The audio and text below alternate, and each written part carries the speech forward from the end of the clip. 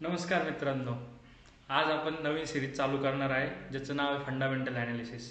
आज आपण Indian stock मार्केटमधले सगळ्या स्टॉकचे फंडामेंटल ॲनालिसिस सुरू करणार आहोत. त्यातलं सगळ्यात मेन स्टॉक रिलायन्स. आज रिलायन्सचे आपण फंडामेंटल ॲनालिसिस बघू. फंडामेंटली रिलायन्स का स्ट्रॉंग आहे याचं रिझन मी तुम्हाला एक सांगतो. जे रिलायन्सचं मार्केट कॅप आहे ते 20,000 लाख कोटीचं आहे. एंटरप्राइज व्हॅल्यू ही 21,000 लाख कोटीची आहे. द नंबर ऑफ शेअर्स रिलायन्सचे 6,076 करोडचे हे बाहेर लोकांसाठी आहे. तर रिलायन्सचा पी रेशो 51.05 आहे. पी रेशो म्हणजे काय? पी रेशो म्हणजे प्राइस टू अर्निंग, म्हणजे तुम्ही दिलेल्या इन्व्हेस्टमेंटवर तुम्हाला अर्निंग किती होतीये इन इयर हे दाखवलं जातं. तर रिलायन्समध्ये ही 51% होतीये. पीबी रेशो, पीबी रेशो म्हणजे price to book value.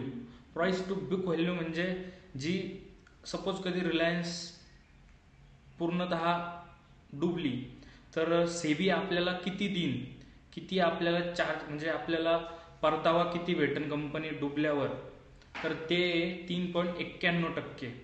Face value, face value ही प्रत्येक कंपनीची वेगवेगळी असते. रिलायन्सची फेस व्हॅल्यू 10 रुपये.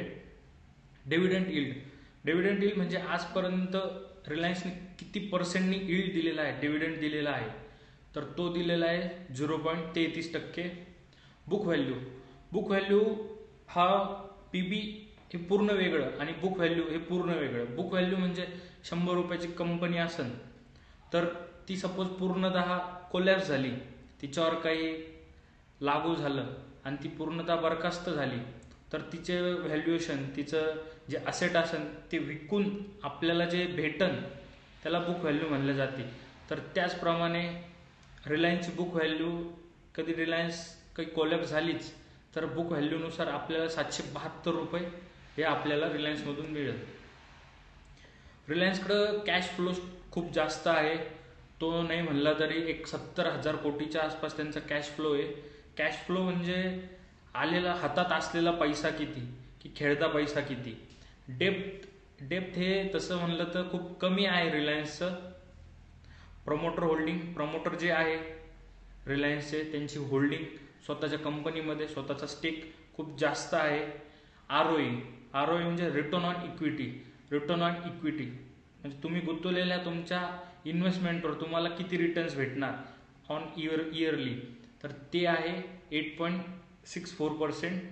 ROC, return on capital investment, तुम्ही गुंतवलेल्या पैशावर तुम्हाला रिटर्न्स किती भेटणार तुमच्या पूर्ण कॅपिटलवर, तर ते आहे 9.66%. आता निफ्टीचा आपण सेल ग्रोथ बघू. सेल ग्रोथ थोडासा निगेटिव्ह आहे आपण कंपॅरिझन केलं तर 3 वर्षाच्या ह्याच्यात. निफ्टीची रिलायन्सची सध्याची स्ट्रेंथ काय, का तुम्ही रिलायन्सला फंडामेंटली स्ट्रॉंग म्हणशाल, तर त्याचे काही रिझन मी तुम्हाला सांगतो. तर रिलायन्स कंपनीची सगळ्यात मोठी स्ट्रेंथ आहे त्यांचा रेव्हेन्यू. हा खूप चांगला आहे. मागच्या लास्ट 3 इयरमध्ये हा 30% आसपास रेव्हेन्यू त्यांचा ग्रोथ आहे कंटिन्युअसली. का त्यांची इफेक्टिव्ह कॅश कन्व्हर्जन सायकल ही -49% आहे इन अ डे. म्हणजे गुड आहे मार्केट, म्हणजे त्यांच्या कंपनीसाठी. कंपनीचा कॅश फ्लो, जसं मी मागं म्हणल्याप्रमाणे कॅश फ्लो खूप चांगला आहे. म्हणजे त्यांना खेळता पैसा खूप जास्त आहे. अचानक काही इन्व्हेस्टमेंट आली, काही प्रोजेक्ट आले, तर त्यांच्याकडे पैसा असल्यामुळं ते खूप जास्त त्याच्यात इन्व्हेस्टमेंट करू शकतात. प्रमोटर होल्डिंग खूप जास्त स्ट्रॉंग आहे. याच्यामुळं कळून जातं, प्रमोटर होल्डिंगमुळं कळून जातं की कंपनीवर स्वतः प्रमोटरचा भरोसा किती आहे. आता लिमिटेशन बघू. प्रत्येक काही ना काही कॉजेस राहतात प्रत्येक कंपनीमध्ये, प्रत्येक फील्डमध्ये. तर यांचे थोडंसं एक पुअर ग्रोथ बघितलेली आहे आपण एक मागच्या 3 वर्षापासून. ती 9.59% आहे. आणि कंपनीचा पी रेशो हा खूप जास्त आहे. पी रेशो हा मिनिमम मॅक्स टू मॅक्स 25च्या मध्ये पाहिजे, पण रिलायन्सचा पी रेशो हा 51% आहे.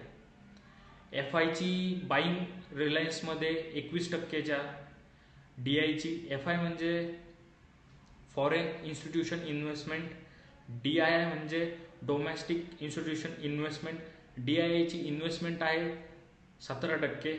पब्लिक म्हणजे तुमच्या आमच्यासारखे जे रिटेलर आहे यांची इन्व्हेस्टमेंट 10% नियर बाय रिलायन्समध्ये आहे. आता फ्युचरचे प्रोजेक्ट म्हणजे फंडामेंटली बघायचं आहे तर फ्युचर बघणं खूप इम्पॉर्टंट असतं. तर येणाऱ्या 5 वर्षात, येणाऱ्या 3 वर्षात रिलायन्सचे काय काय प्रोजेक्ट आहे ते आपण बघून घेऊ. त्यांचं जस्ट एक थोड्या दिवसापूर्वी डिझनीसोबत कोलॅबोरेशन झालेलं आहे. रिलायन्सने तसं पाहिलं तर देशाचं भविष्यच बघणं लावलं आहे की आता पेट्रोल डिझेल हे कमी प्रमाणात उपलब्ध होतं आहे, त्यामुळं त्यांनी ग्रीन एनर्जीवर, सोलार एनर्जीवर खूप जास्त फोकस केला आहे. त्यांनी जामनगर गुजरातमध्ये त्यांचा नवीन प्लॅन्ट तयार होतो आहे, एक रिलायन्स एनर्जी गिगा प्लॅन्ट म्हणून. त्याला तो 100 गिगावाईटचा आहे. तो 2030पर्यंत एक इस्टॅब्लिश होऊन जाईल आणि develop in India next global economy hub Reliance म्हणून ओळखलं जाईल. आणि रिलायन्सचा अजून एक नवीन प्रोजेक्ट म्हणजे व्हायझर एअर कूलर, हे खूप जास्त एक येणाऱ्या काही कालावधीत त्यांचा प्रोजेक्ट येणार. ही होती मित्रांनो रिलायन्सची फंडामेंटल ॲनालिसिस. फंडामेंटल ॲनालिसिसमध्ये तुम्हाला एकच कळतं की भविष्यात स्टॉक कुठपर्यंत जाऊ शकतो, कुठपर्यंत त्याची स्ट्रेंथ आहे त्याच्या प्रोजेक्टवरून. तर ही रिलायन्सची मी थोडक्यात तुम्हाला माहिती दिली. येणारा व्हिडिओ अजूनही चांगला राहील. तर भेटू आपण पुढच्या व्हिडिओमध्ये.